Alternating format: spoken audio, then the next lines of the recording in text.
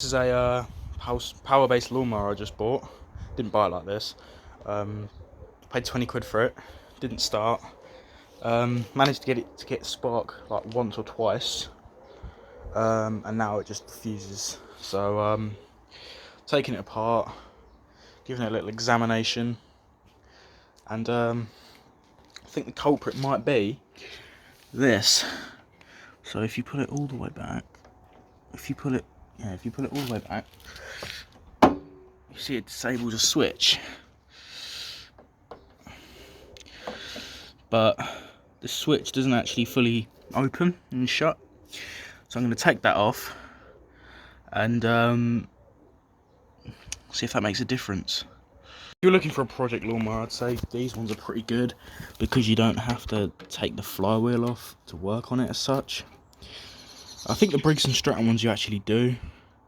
I actually can't remember, but I'm pretty sure you actually do have to take it apart to actually access, like, oh bloody hell, magnet. Yeah, you have to take it apart to access the coil and all this sort of jazz. So yeah, these off-brand sort of lawnmowers are really easy to work on. And would you look at that? Yeah, look at that. The switch fully opens. I'm going to tuck it somewhere and just see if it gets spark, because that's my main concern at the moment.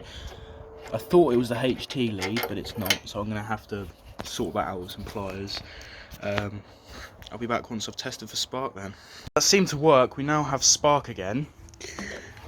Beforehand this spark plug wouldn't even work, so it definitely was not a spark plug problem.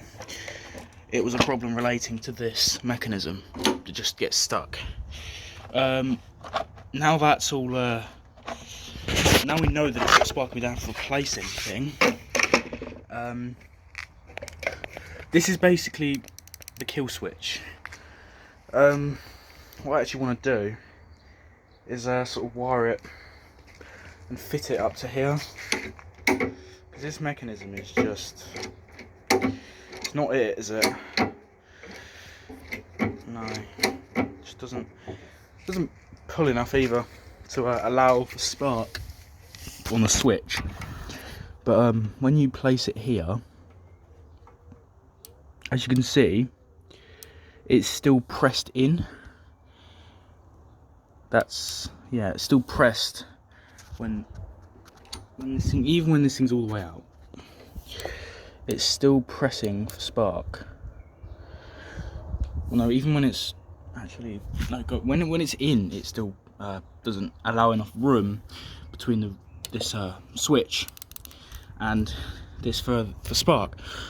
So what we're gonna have to do is probably, because I've cleaned the fuel tank already, that's nice and clean now, clean enough. Then once we've cleaned it, we're gonna move some of that shrub out of the way and see how it cuts. Pretty excited. Ever since I moved house, I'm not allowed to do motorbikes, so I'm doing lawnmowers. Got quite a few actually. That's the business mower. That's my old Mountfield I got for free. Beast, still runs fine. And that's our Ryobi strimmer we use. So yeah, and the rest of it's electric crap, except for the strimmer. Actually, the strimmer's not mine though. But well, I shall report back to you guys once I've found some sort of way of getting this switch to stay. But don't worry, you will be here for the first start. This is like my second. I've done loads of lawnmower videos in the past. They were quite fun. One of my first ones being putting berries and weird things into the lawnmower. That died. I never uploaded part 2 of completely destroying it, because I was terrible with my consistency. Still am on YouTube. Won't go there. A few other I did a video on my old Hater Hunter 4.1. That was a nice mower. Lovely mower actually. It just didn't have a grass box. That's why it was so cheap. Right, now we need, what do we need? Fuel cap. Right. Got it. Okay. Next step is to get some fuel in this bad boy. It's leaking the tiniest amount of fuel, but who actually cares? All we care about is actually getting this thing running.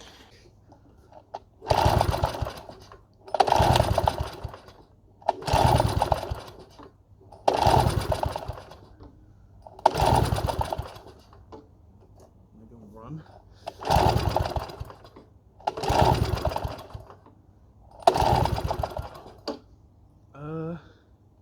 I reckon it needs the air filter. That is bad leaking.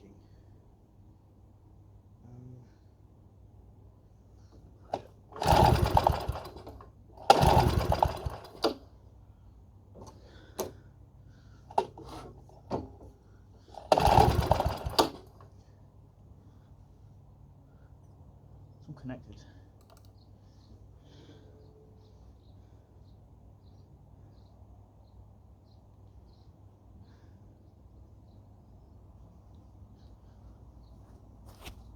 Right. The only reason that's why it wouldn't start. Honestly. The fuel is really annoying. I might pour it back into the tank.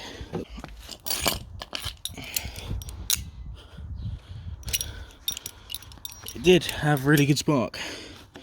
By the looks of things, anyway. I genuinely thought that was the fix. The switch, obviously not. Tested spark on this spark plug out of the Toro, and it's got amazing spark. So we'll give that one a try. A lot stronger than a knockoff Briggs & Stratton spark plug. There's only one thing for it next. It's the carb. So here's the carb. It looks actually fairly alright. The guy said that he took it apart, but look at this gunk around it. We've got carburetor cleaner for this thing, so that'll do it a treat. Just want to memorise what goes where, so I'm going to take a couple pictures of this diagram, because I've never actually taken apart a lawnmower carburetor before, so this is new. I don't think a lot of it actually has to come apart. I think you just sort of undo the little springs and then put them back together and you're done. But yeah, once the carb is apart, give it clean, put it back together and see if it starts. There's fuel in the bowl. You can hear it. What I'm going to do is take the bowl off, probably empty it into... I don't know where I'm actually going to empty it, to be honest. Just can't do it on the garden. I've already done that. It's already leaked enough as it is, for fuck's sake. But yeah, don't know what I'm going to do with the excess fuel. It's probably going to be mank, but it seems to be getting fuel into the carb, but obviously the jets are blocked. It's my main assumption, so the fuel can't make its way to its final destination, also known as the combustion chamber. So we're going to take this apart somewhere clean and safe. Could put it into the Mountfield fuel tank. I mean, this thing eats anything. I honestly don't know. I have not a clue. But I'll be back with you once the cleaning of the carb is in process. I'm gonna have to mind the tap that you can see. Where's my ratchet? Oh, there it is. Right, I'll run you down on a carb. This is the float bowl. Actually, no, I can't be asked. But yeah. So if there's fuel in here, and it's not starting, it's not getting fuel, this may be... Yeah, look at that. Look at the colour of it. That is disgusting. And that was going into your engine. And that's why it wasn't. It looks like curry from prison or something. I don't know. But anyway, move on.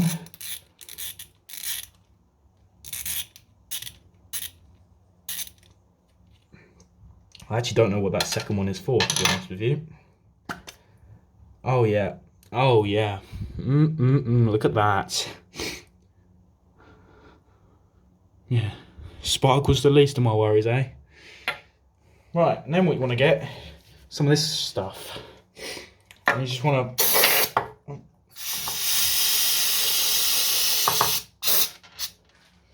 want to sort of, I want to do it because I don't want it to get on my camera. So this is a air intake carburetor cleaner. This is good for you cleaning carbs.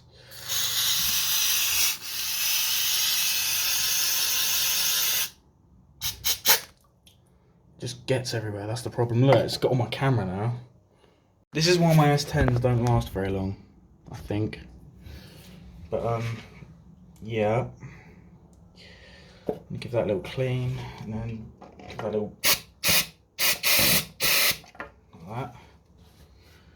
That is probably absolutely cleaned here.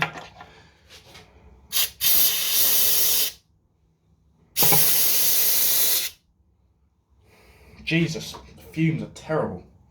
Really don't want to intake those fumes. They are really bad.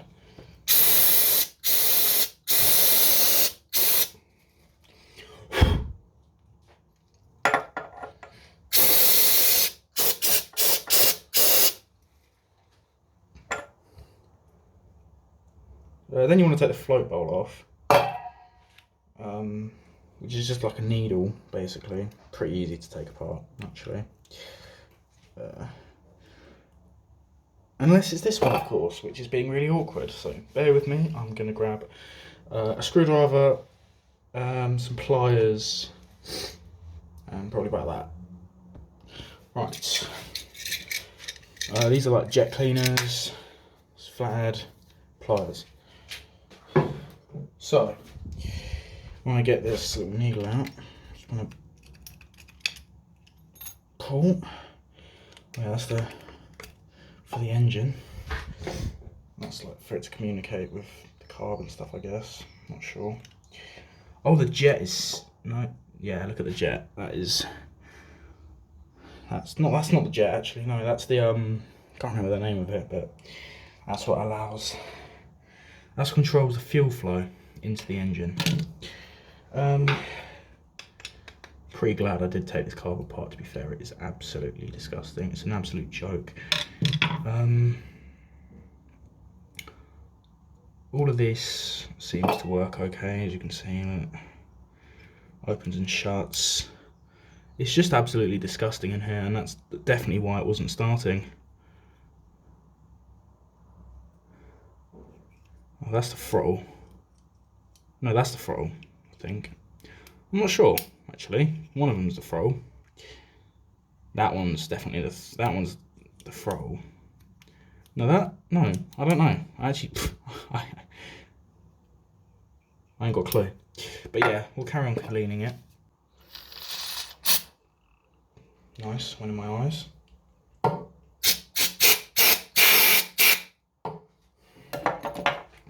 You know, I'm going to pull my camera away while I do this because it's damaging my camera. Alright, so the mower is all together now. Carb is fully cleaned, all bolted up, ready to go. Low-key excited and nervous to see what actually happens. Yeah, right, we'll lean it up against the old brake cleaner. It's going to take a few pulls just to get some fuel into the system, but it's on choke. So I don't know what's going to happen. I forgot how you do it. There you go.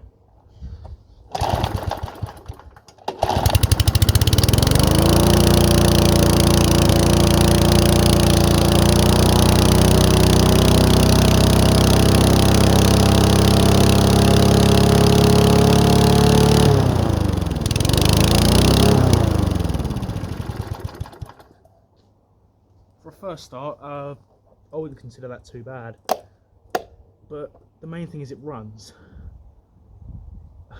Wow, it runs. Second pull was just a carb clean after all, eh? Maybe it needs to be on choke for a bit.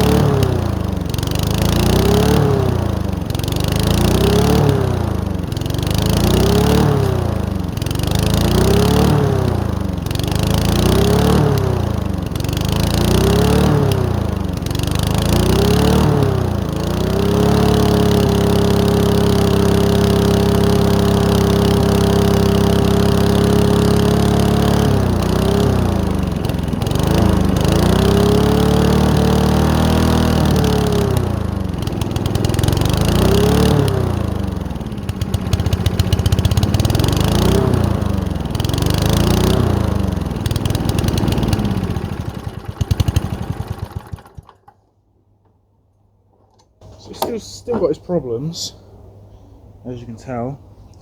I don't know why it keeps revving up like that.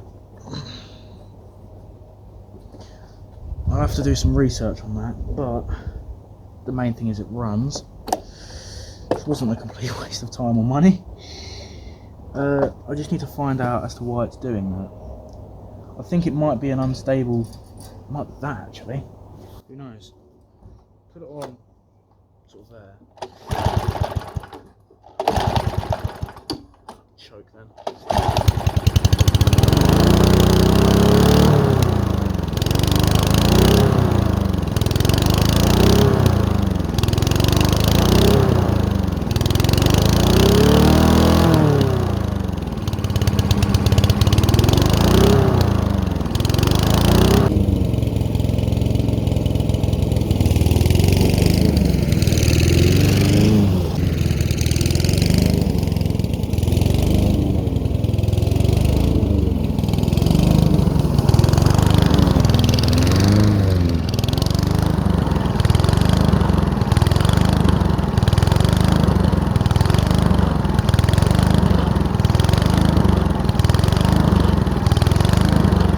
Thing that connects to the fan, and as it revs higher, it pulls the idle down.